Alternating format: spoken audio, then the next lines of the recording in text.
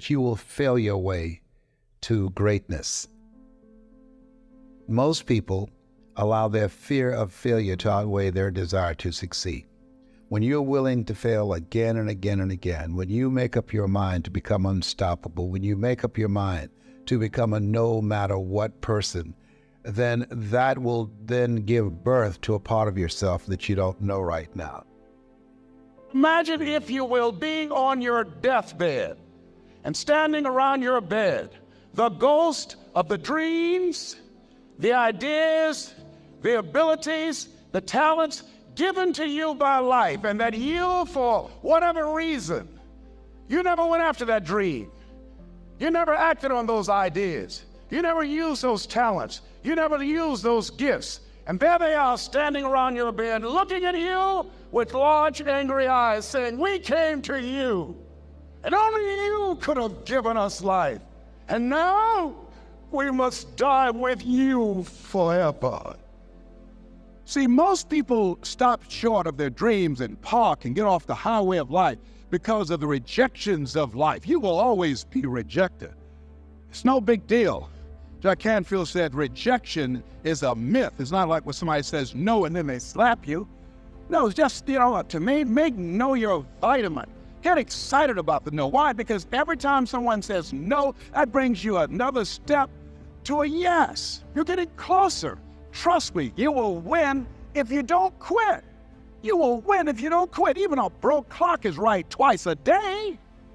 As you go through the challenges of life, and you look at it and embrace whatever comes to you, don't run from it.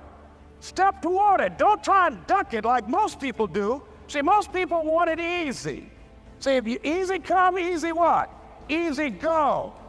See, but when you go at what you're going to deal with, and you deal with the difficulties of it, when you handle those hard things close at hand, making those hard decisions right now that you don't want to make, learning those things that you don't like to do, but you know that in order for you to get where you want to go, this is one of the hoops that you have to flip through.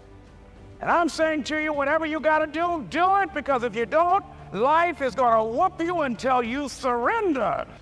You have something that you brought to the universe, and that if you decide that my life deserves my developing this, what I do well, and becoming the best at it, and mastering myself, and seeing what I have within me, if you decide to drop your buckets where you are and develop your gifts, I grant you, you'll never ever be without. I grant you that your gifts will take you places that will literally amaze you. I grant you that if you begin to work to develop your gifts, you'll develop a strong sense of happiness. You'll get a larger vision of yourself, because part of beginning to get a larger vision of yourself, all of us need some area of our lives where we can have a feeling of competence. That people know when they think about this area, that's something you do. That you eat and sleep bad, and that you do that. Changing is not easy. That changing your life, changing habits, reinventing yourself, picking yourself up after life has knocked you flat on your back. I've got to say, when life knocked you down, try and land on your back, because if you can look up, you could get up. Well, that sounds cute, but that's not easy. When I was diagnosed with prostate cancer 17 years ago, that first time that happened, I said, hey, I can handle this. Then when it came back last year, 17 years later, and this time it metastasized to 7 areas of my body and ate 40% of my T1 vertebrae.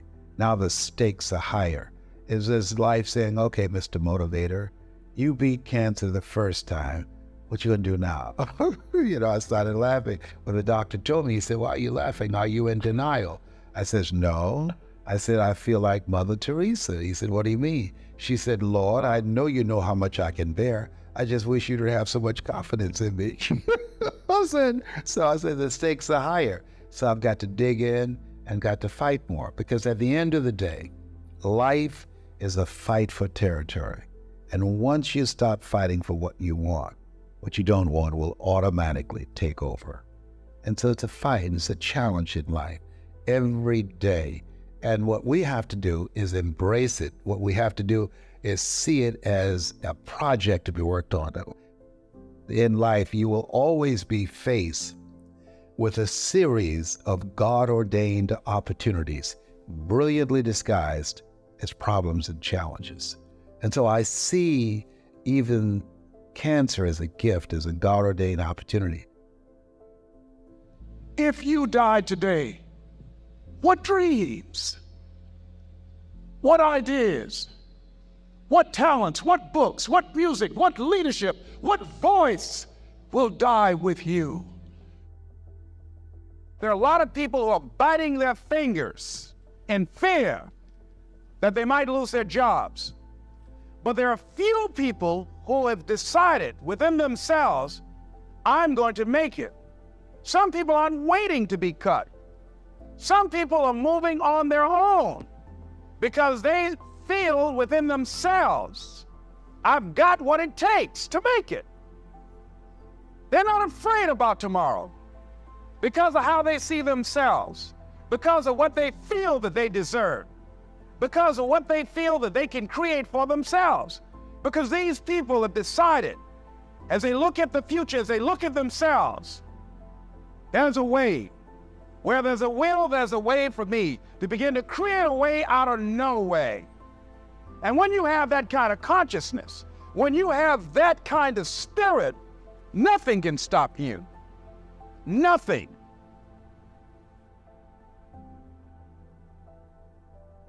There's no secret to success.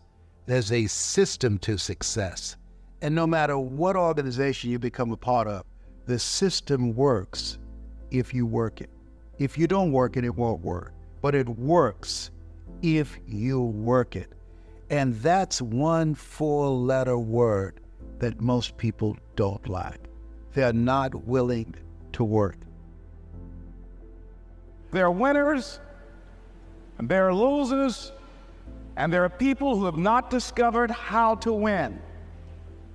And all they need is some coaching. All they need is some help and assistance, just a little support. All they need is some insight or different strategy, a plan of action to make some adjustments that will open up the key to a whole new future for them, that will give them access to the unlimited power that they have within themselves. That's all that they need.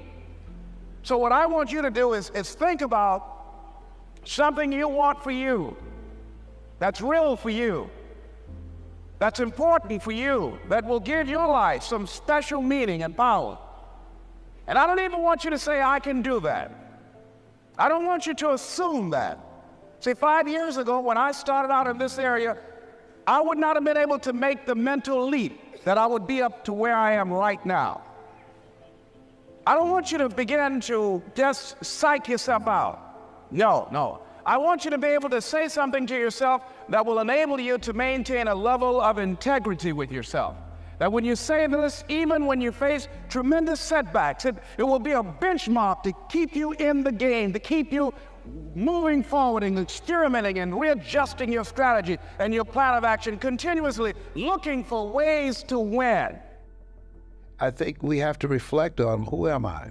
Why am I here? What drives me? If I died today, what 3 words would I want said about me if I died today? What is it that defines me? And how do I define myself? So I went to the next move necessary to start talking to people and seeking and asking for what I wanted and leveraging relationships and trying to find out, how do the people do it that went ahead of me? How do they do it? And then what is it I need to do? How is it I need to train myself, to develop myself? What's the resources that will be required in order to make it happen? And as I start seeking out and asking questions, I started running into people saying, I know someone who can help you do that. And they helped me get connected with those people. Remember, we have so much energy that can take us so far. It's necessary that you hook up with some other energy that can take you to the next level. I hooked up with them. They said, let's go. I said, away we go.